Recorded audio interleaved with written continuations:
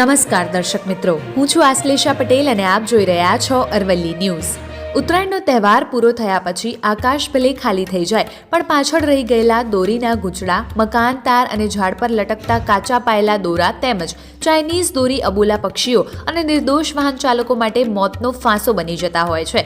જ્યારે લોકો ઉત્તરાયણની રજાઓ માણીને કામ પર વળગ્યા છે ત્યારે અરવલ્લીના મોડાસામાં કુલદીપ હોસ્ટેલના શિક્ષકો અને વિદ્યાર્થીઓને સેવાનો અનોખો યજ્ઞ શરૂ કરીને છેલ્લા 11 વર્ષથી અવિરત ચાલતી આ મુહિમમાં આ વર્ષે પણ પક્ષીઓના જીવ બચાવવા માટે રસ્તાઓ પરથી મોતનો દોરો હટાવીને નાશ કર્યો હતો।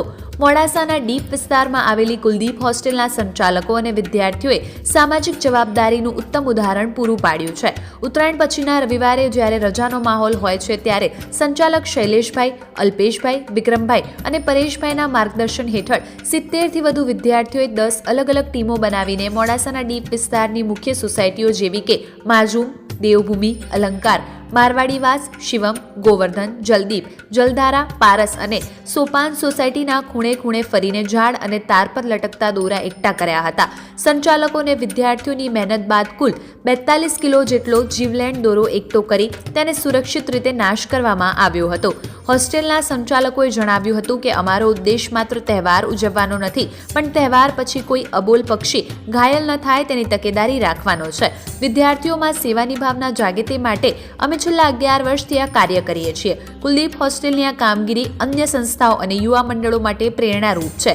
જો દરેક સોસાયટીના યુવાનો જાગૃત બને તો પક્ષીઓના અકાળે મૃત્યુ થવાના ચોક્કસપણે અટકાવી શકાય છે। વૈભવ રાઠોડ, અરવલ્લી ન્યૂઝ, મોડાસા। ઉત્તરાયણની આકાશી મજા લીધા પછી પતંગ અને દોરાઓ આકાશમાં ફરતા જોયા છે।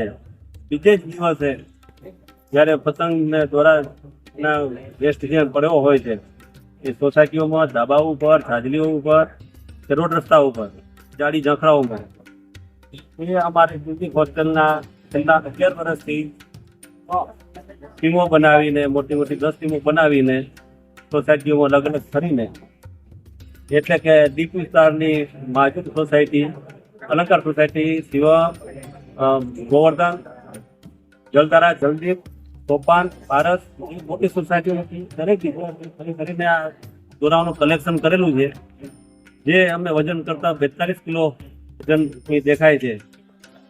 તો ખરેખર દોરા વેરતા વેરતા પણ અમે જોયું કે પશુ પક્ષીઓ અને પાંખો કપાયેલી પણ દેખાય છે, જે અકસ્માત બહુ ગંભીર થાય છે।